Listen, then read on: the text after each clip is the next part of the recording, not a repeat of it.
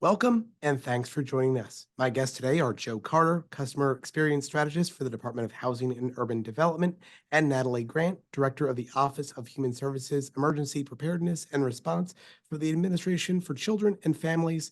Thank you both for joining us. Thanks for having us.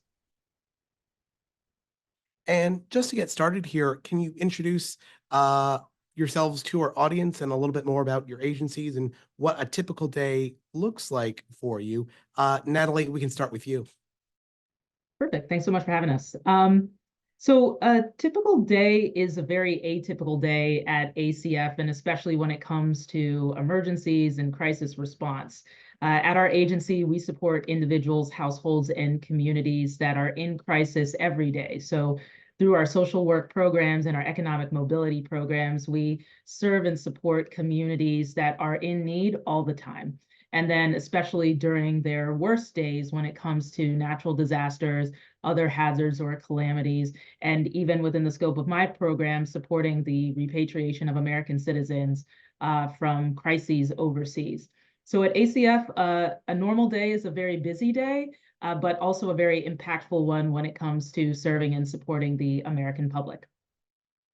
Joe, can you tell us a little bit more about your work at HUD and what that looks like on a day-to-day basis? Yeah, thanks much for having me. I'm Joe Carter. I'm a customer experience strategist here at the Department of Housing and Urban Development.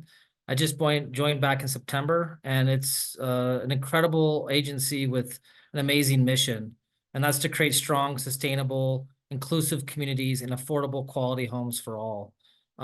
It's very much needed and an impactful mission. The work that I do is to help infuse a customer-centric culture within the organization to ensure that we're listening to HUD's customers, that we're taking action to improve their experience, interacting directly with HUD, but also with our partners and those folks that deliver our programs and services across the country. All right. Well, to focus in on one particular area here, these life experiences that the Biden administration has been prioritizing as part of its larger focus on setting a higher standard for customer experience in government. Disaster recovery is one of those life experiences that are being focused on currently. Can you tell me a little bit, Matt, more about how HUD and ACF are working together on this effort and how this interagency approach is leading to a better customer experience for the public? Joe, we can stay with you on this one.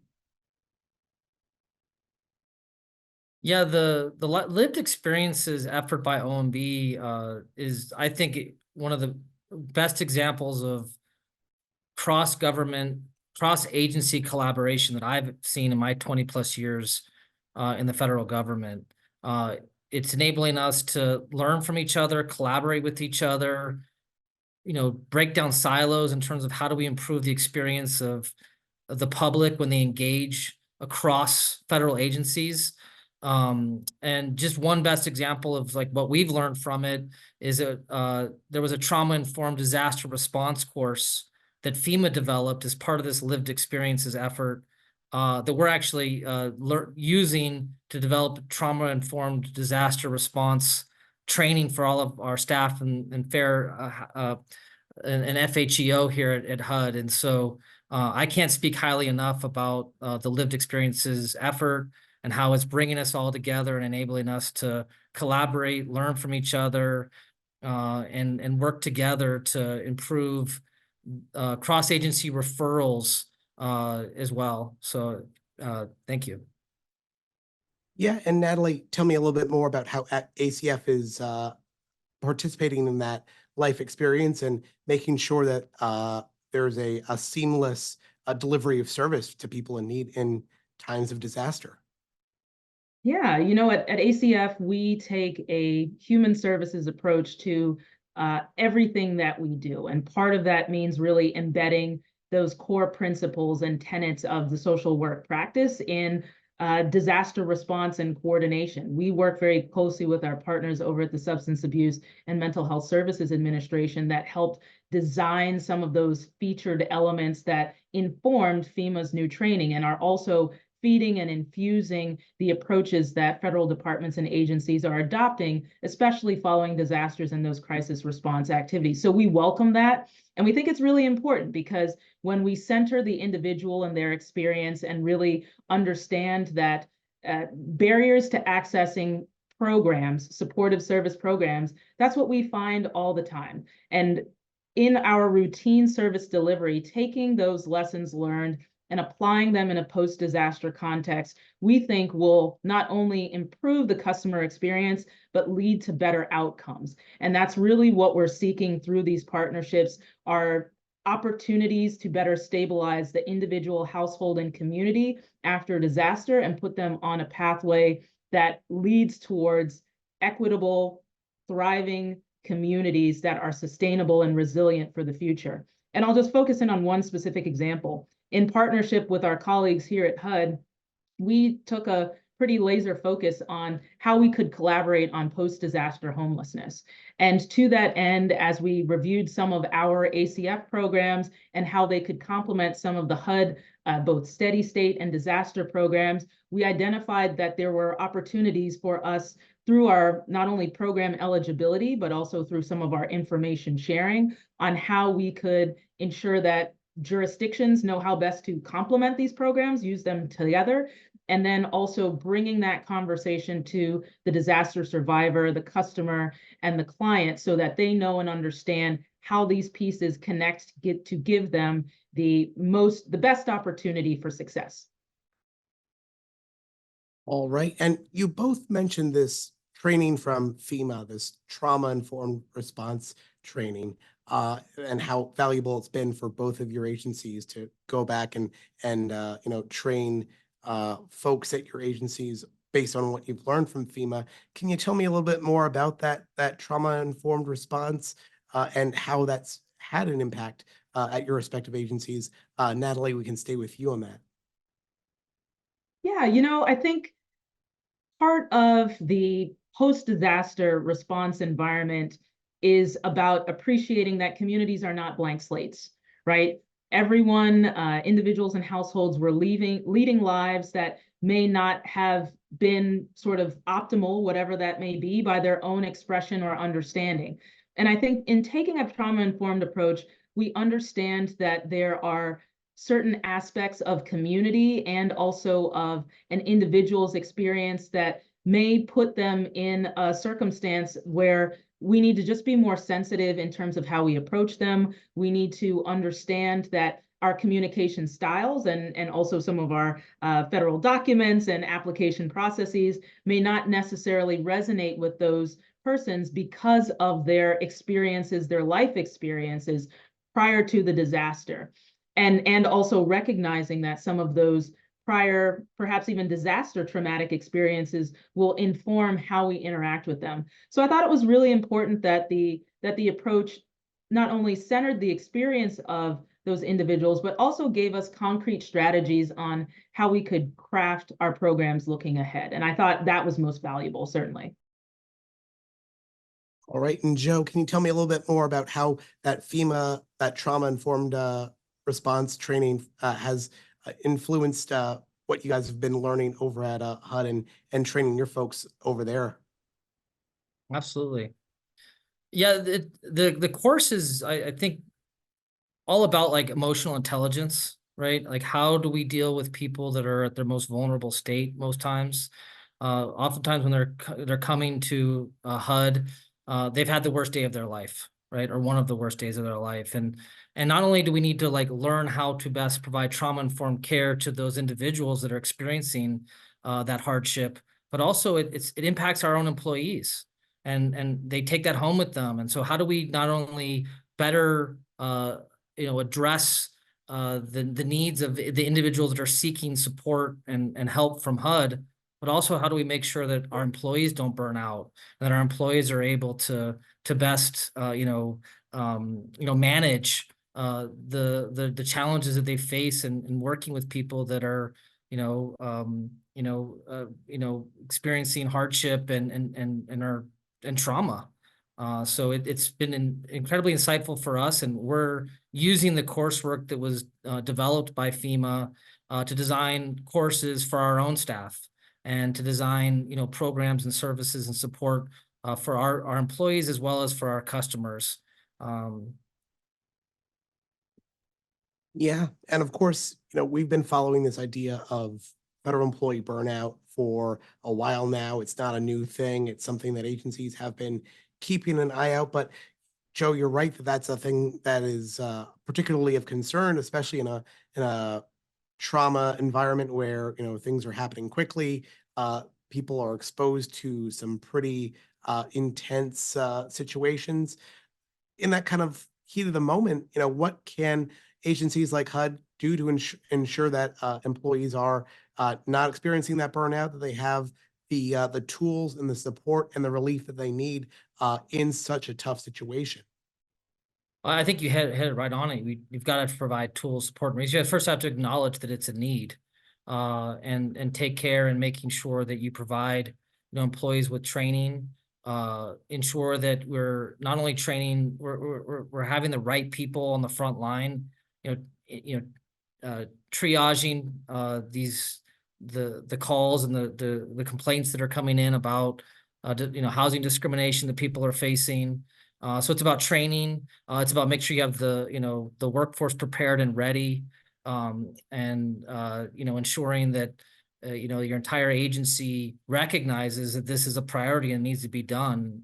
And so that's something that I know from the top down of leadership here at HUD is very much a focus right now, is how do we ensure that our staff has the tools, resources, and training to deal with not just disaster survivors, because we're not the front line for handling disaster survivors, but really it's for people that are experiencing homelessness or housing discrimination.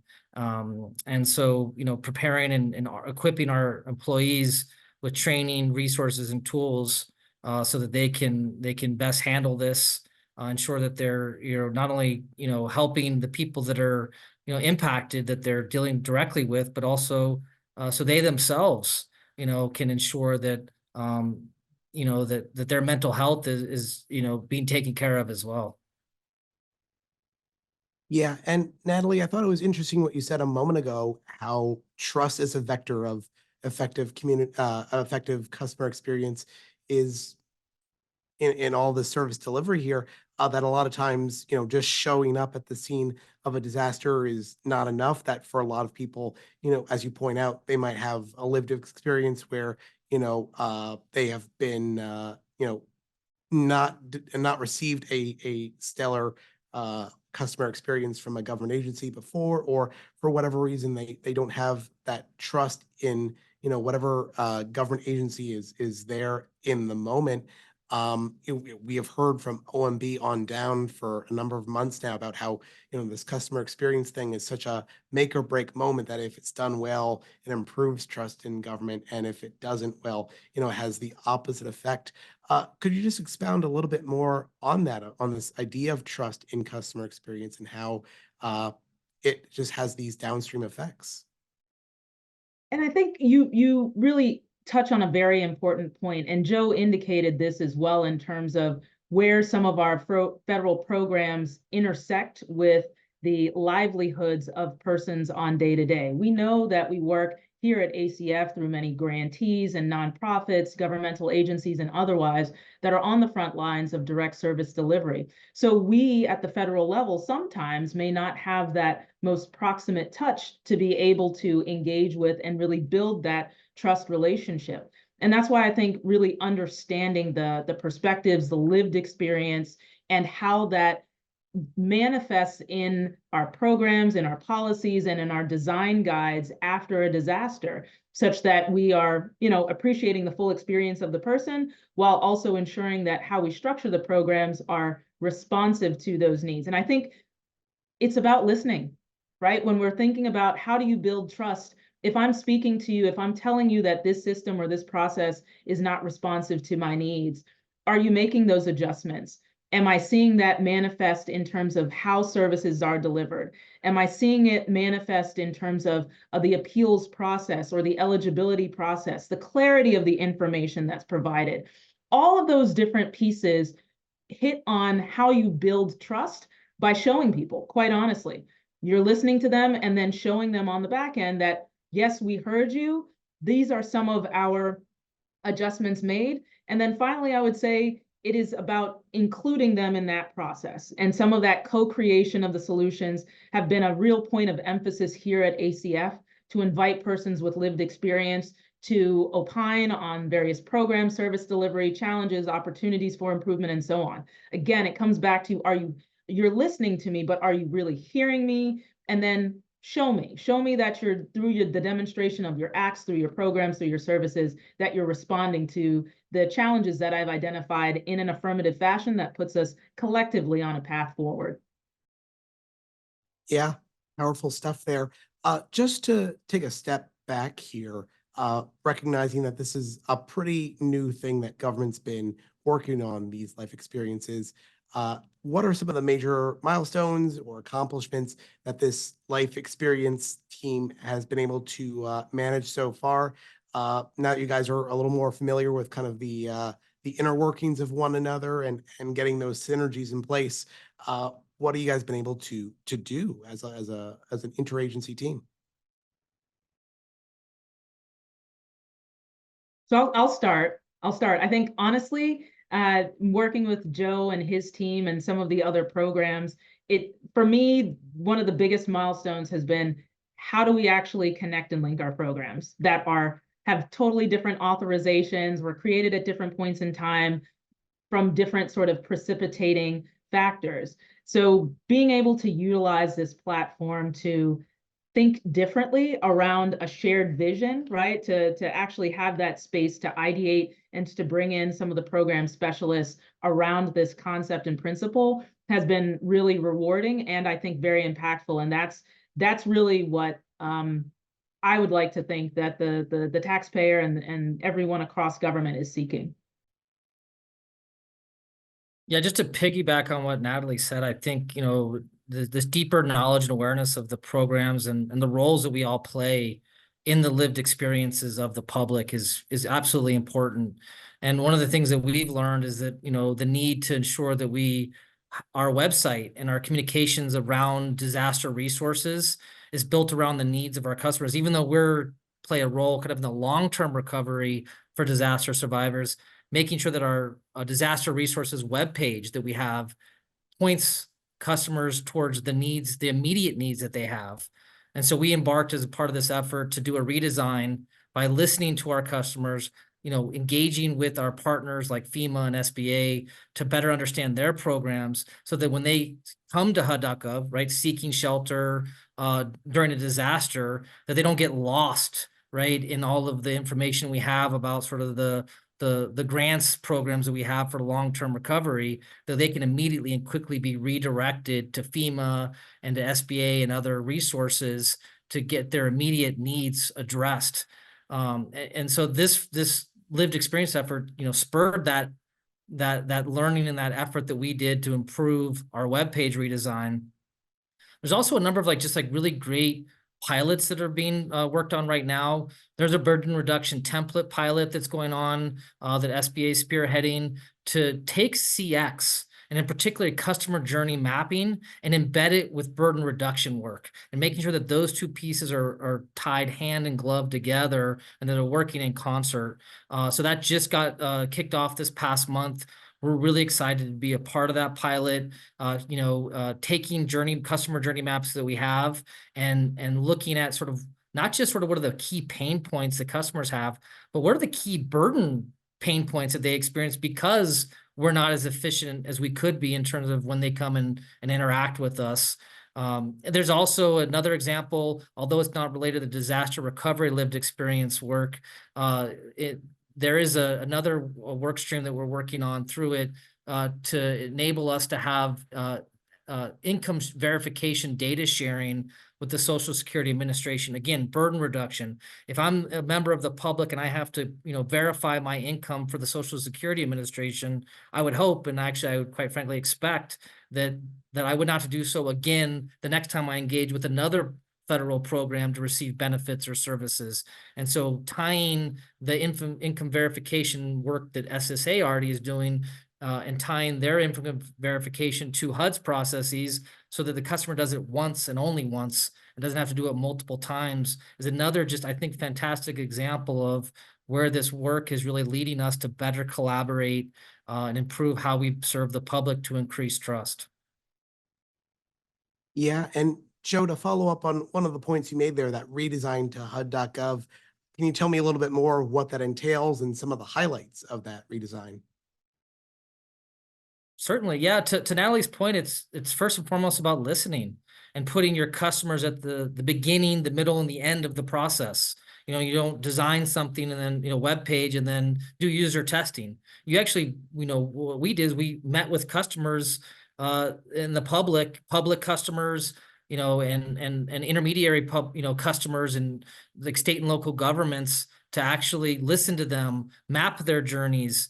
And then we didn't stop there. We didn't just listen and find out what their needs were at the beginning. In the middle, as we developed, Natalie used the word co-design. We did co-designing with them to co-design the web pages, to develop the prototypes, and then to do user testing after we've created it. So again, customers were a part of the entire process from beginning to middle to end, so that the end result is a website that truly does reflect their needs and their preferences and gets exactly what they're looking for. And in our case, honestly, it's redirecting them, right? If you have an immediate urgent need, don't waste your time on our website. Get to FEMA, get to the resources that can immediately help you. And so, again, knowing exactly what your customers' needs are and their pain points at the beginning can help you design and develop a solution that ensures that you fulfill them and that they're more satisfied and that that they've increased their trust, that the federal government actually listens to them, and as Natalie says, takes action to deliver on what they need. Yeah, all great points there, Joe. Natalie, turning back to you, Joe was, of course, just talking about this idea of burden reduction, this idea of taking the burden off of people who are trying to sign up for services, again, at a pretty tough time in their lives. By all means, one of their most difficult days in their lives if they're going through this, disaster type situation. And when it comes to ACF and the burden reduction efforts there, what's going on in that lane? Yeah, we're really leaning our shoulder into the same sort of principles that Joe outlined with regard to customer journey mapping, and then also understanding what data are we collecting and how does that go towards the same sort of eligibility for various programs and services. And then also, how can we utilize that data in the same way that Joe indicated to expedite service delivery?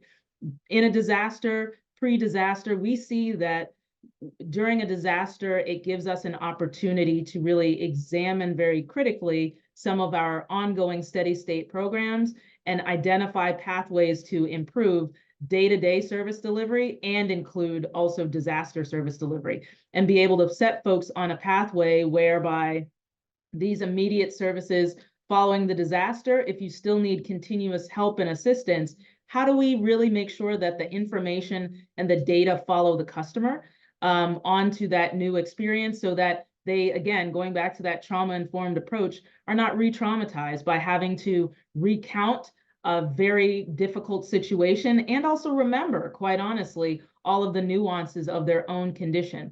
So those are some of the things that we're really leaning our shoulder into. And as part of the overarching HHS data strategy, we're really excited to see a dedicated focus on human and social services data elements and how that really ties into the social determinants of health, emphasis on the social because I'm from the social work entity, and how that contributes to overall well-being, individual, household, community-based, and national well-being, quite honestly. All of these pieces that we're discussing are interconnected. And while we are very much in this disaster space at ACF, we want to make sure that throughout the life cycle of a disaster, that we're making sure that we're connecting people to what's not only what's now, but also what's next, and keeping an eye on that. And if they do need our assistance, that we're making it a seamless transition from one point of service delivery to another. Yeah, and just hearing what both of you have just said recently about this, it brings to mind this idea, this pretty new idea across government of this idea of a digital front door or a no wrong door approach that, if someone is starting to seek out this service, it doesn't really matter whether they go to this .gov website or that .gov website or this phone number or that phone number, that just, the initial reach out is enough that they then get connected to the right people, that it's not on them to know specifically what form to fill out or what, specific program office to reach out to, that, some of that internal wrangling is being done for them. In terms of that, can you guys speak to, how that philosophy, how that approach is, evolving the response at your agencies?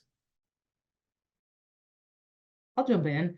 At ACF, one example on just the routine basis has been with our partners in the Office of Head Start and Temporary Assistance for Needy Families. When we look at some of our program eligibility requirements, especially those that are out of the Social Security Act, they draw on the same data elements, the same things that Joe just said. So to your point, if there is that opportunity, how do these partnerships and these programs really work collaboratively so that the benefits and services are not exclusionary? That is to say that we can look at them in an aggregate capacity as opposed to a this or that, looking at it as an and sort of proposition so that the individual can maximize the support services in the way that really addresses their needs, from I need childcare or supportive services from that regard, and as a parent who's struggling to find employment that needs some assistance and that sort of thing. How do these pieces really connect together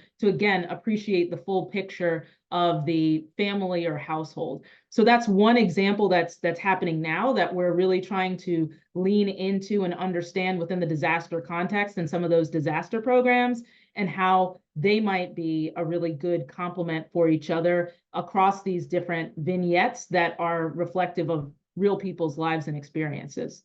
I would just add that, when we talk about our sort of digital experience efforts, right? When we redesigned HUD's COVID page, which is again another type of disaster, we not only included information on eviction and foreclosure moratoriums, but also links to info about free vaccinations, affordable health insurance, food assistance, domestic violence, and sort of other non-housing topics, because we knew that housing is just a part of the overall social determinants of well-being, and they're all connected for our customers. Even if they fall outside of our agency's scope, it's about, not having sort of that siloed, myopic view of what is our mission and what we're supposed to do. We're all a part of the broader federal government, and we've got to connect and tie together what we're doing, because as Natalie mentioned, it's about the whole person and their whole lived experience, and not just the one-off thing that they're coming to us for. It's about sort of the broader needs that they have as a person, and ensuring that we're tying together the different parts of support and assistance across the entire federal government when we engage with our customers. Yeah, yeah. I feel we've touched on this already, but just to circle back to this idea of feedback from the public, feedback from customers, how are you guys incorporating that into all things human-centered design, making sure that when you guys do these iterative approaches, that it's not, guesswork of what the public wants, is actually, based on what they are telling you that they want? Any examples there that you guys are able to offer up? I would just say, Natalie mentioned early on, it's all about listening to your customers. I mean, that is at the heart of customer experience. You have to first listen so that you can then act. And in our case, we very much are trying to set up as robust of feedback mechanisms as we can, both quantitative, surveys that are at those moments that matter for our customers, not just for public customers, but also for our intermediary customers, most of who HUD interacts with are, public housing agencies, lenders, grantees. They're the ones who actually deliver most of our programs and services. So in order to walk the walk, we also have to make sure we're talking the talk and we're listening to our intermediary customers and factoring in their feedback, not just about their own experience, but they also have key insights about HUD's public customers as well. So I think it's both that quantitative survey feedback, ensuring that it's at those moments that matter for the public and intermediary customers, but that also that you're doing, qualitative research when you're trying to design solutions to address their problems and their needs. Listening sessions, focus groups, digging in and, listening to, your customers, on the ground in the field and not from your perch, so to speak, in Washington, D.C. and headquarters. So we very much, our executives are always, out into the communities that we serve to make sure that we're listening to our customers, both in structured and unstructured ways. But I just think you can't do too much listening, and that's something that is, I think, a real core principle at HUD, that everyone really cares and wants to ensure that they are listening to the needs and perspectives and lived experiences of our customers. And so I think that's a cultural element here at HUD that I feel so fortunate to be here around such dedicated, incredible people who have just such a desire to make sure that they're not just showing up to a job, but they're showing up every day to make people's lives better and ensure that their worst day becomes hopefully, the road to a much better, long-term experience. And I think from Joe's experience and the great work that HUD has done, and even some of the sort of the work that we've undertaken here at ACF, I'd say it's been a challenge too. I won't be shy about that. This is a new space for us in which we are operating, and I think it is also a challenge to identify, what, for persons that are providing that feedback, how do we honor and respect their time? How do we compensate them for that time? Because these are key consultants, quite frankly, for our redesign of our programs and services.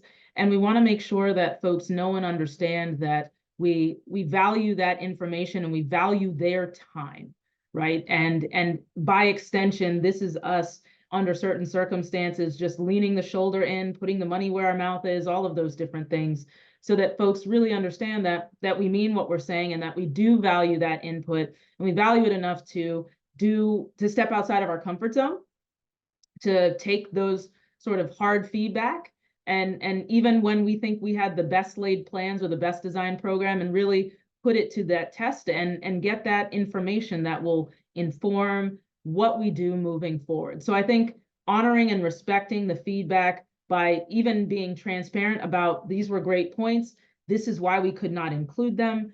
All of that visibility helps go back to your point earlier about building trust in that relationship, by honoring that relationship through a various set of different pathways, and then also building, to the extent that folks want this, building that rapport. We have some community-based organizations with whom we work and that we support that really value that ongoing feedback, so that we can give them sense of what's happening, what's developing, because then they become invested in the process, and then they also become ambassadors for that change. Because again, like I said, we may not be the direct service providers, and that trust comes through that relationship that's developed. And especially if we can have other ambassadors that see it, that know that we're being honest and doing things with integrity, then they'll be able to carry that forward as well. Yeah, and to look at this idea of feedback another way, we were talking previously about employee burnout, making sure that their needs are being met in this whole process and during this delivery of service to the public and to intermediaries. To look at the feedback in that way, what are your respective agencies doing to make sure that federal employees have that direct line to offer feedback to the people who are in a position to improve those experiences, help them deliver the kinds of experiences that their day-to-day mission is to do? I'll start, and I think at ACF we have an employee experience and well-being officer that focuses in on that, and an office that is really attuned to that activity, especially for our persons that are deployed during a disaster. And we also, for persons that may have been in this space of human and social service delivery, focusing in on compassion fatigue, right? That is also, if you are exposed to the repeat trauma of various parties, sometimes it can be desensitizing. So we want to make sure that we have the ongoing engagement with personnel that are deploying and staff on a day-to-day basis so that we can check in so that they also are equipped with the tools and techniques to self-regulate, as Joe indicated, right? Because that first awareness of self is where we always begin, because we know that that's the first step to, if they need help, to reaching out or to reaching across to other partners and colleagues. So part of our focus in just delivering excellent services is making sure that our staff are good and are in a good space and place during the life cycle of a disaster on that ongoing response. And then when they come back from that disaster, excitement and energy and tempo, and trying to ease back into their routine way of doing business. All of those things were prioritized at the agency, and those are things that we've seen pay dividends in terms of just the quality of the work and the consistency of the product that's delivered. I love this concept of, I don't love it, but I think it's a great way to phrase it, compassion fatigue. Thank you, Natalie, for that. I hadn't heard that before, and I think it's something that really resonates with me here at HUD. It's certainly something that, again, when people come to HUD, it's usually as a last resort, right? They've been evicted, they're homeless, there's some problem going on with the housing that they're in. And so a lot of what the HUD employees, day to day are working on is, how do you, respond to and maintain that kind of same level of, empathy day in and day out. It is challenging. So, to your point about sort of the critical importance of voice of the employee programs, and we here at HUD have some employee experience surveys that we do at certain moments that matter for our employees. Our Office of the Chief Human Capital Officer is really taking this mantle up and doing journey mapping, again, applying the same principles for customer experience to employee experience. What does that journey look like? The great thing is that the Veterans Affairs Administration have, I think, done an incredible job in this regard. They've been really like leaders in the federal government around not just customer experience, but employee experience. And so they've done some pretty extensive journey mapping. And so we've been able to learn from that. Again, another example of where these cross-agency efforts benefit all of us, because we're learning from each other. We're picking up on best practice. We're kind of popping our head out of our silos and getting to learn from each other and collaborate with each other. And so we're kind of building on the great work that VA has done, and making sure that we're listening to our customers and our employees at sort of those key moments within their careers and their experiences here at HUD. In addition, it's also about making sure, the folks that are day in and day out doing the work and interfacing with our customers, both our intermediary customers and our public customers, those are the first people we go to whenever we're designing and starting CX work. So we're listening to them in the day-to-day customer experience work that we're doing, and ensuring that we have forums and champions networks and are able to plug in and to tap into the amazing knowledge and perspective that they have about our customers, and making sure that their voices are heard in the process of helping to improve customer experience, let alone the work that we're doing to improve their experience as well. Because we know that employee experience and customer experience go hand in hand. And so that's definitely a priority here at HUD, and something that I, for one, having only been here a few months, have been really amazed by the level of care that HUD's leadership has for their employees. It's not to say that I didn't experience it at Commerce, I did, but HUD just takes it to a whole nother level with their leadership, and really taking the time to listen, to engage, to, provide time for staff to have mental health breaks. It is important, right? To, take some time to, ensure that your own mental well-being is taken care of, so that you're refreshed and able to, avoid some of that compassion fatigue that Natalie mentioned. So it's a huge shout out, in my opinion, to HUD leadership, that this is a absolute cultural element that you see here at HUD that I have just found to be, incredibly inspiring and motivating, where you have leadership that care about you. You don't think it, it, and you felt it. And that goes an incredibly long way. Yeah, that's powerful stuff. Natalie, I wanted to circle back on a point you made earlier in this conversation, how all of the CX work is really tying back to HHS and its data priorities, its data strategy, making sure there's a data-informed approach to all of this to identify those pain points and other things that we've been discussing here. I was just wondering if you could, elaborate a little bit more on that, particularly the idea of, like what are the metrics that matter most when it comes to CX improvement, because I imagine there are a number of those to keep an eye on, probably too many to count, but what are the things that are top of mind for you? Well, and this is what's so exciting about this initiative across the disaster landscape, to be honest with you, and how we're looking at not only human services data, but also public health and healthcare data. So looking across the full spectrum of HHS's portfolio and the impact on well-being. Some of the pieces that we've highlighted initially have really focused in on some of our bigger programs like Medicare and Medicaid services, and how some of their data elements and some of their program design features tie into human services, and then what they've seen make sort of impactful change, be it some of the expansion of eligible costs with regard to supportive services.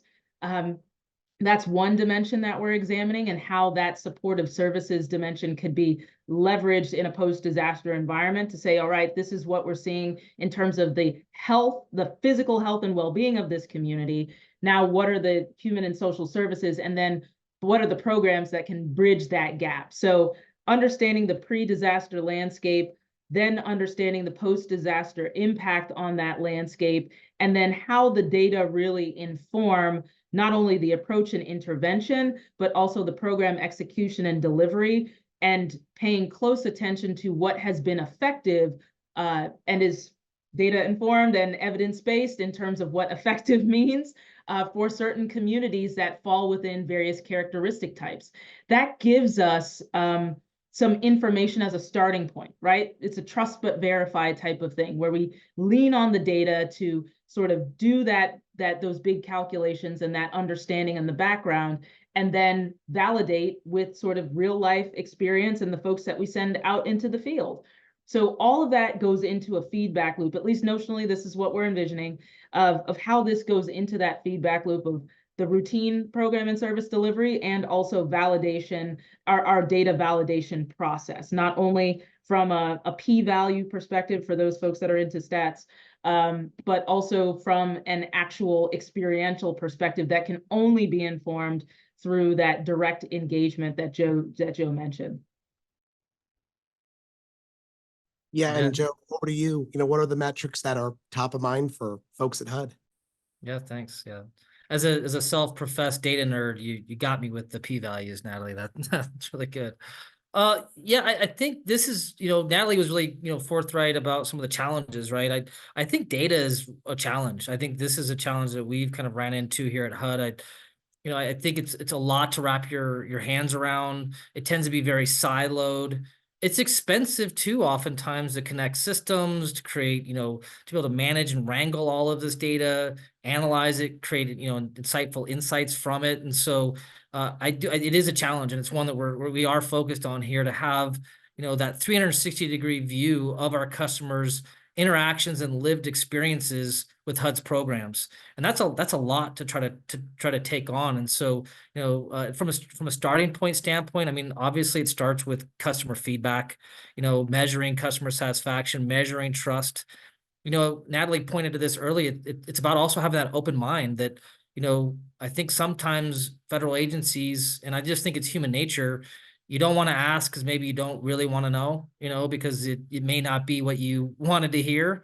But it's critically important to, collect feedback so that even if it's negative, you have a starting point to improve upon. And that can be scary sometimes because you don't know how that data may be used by third parties and, other stakeholders.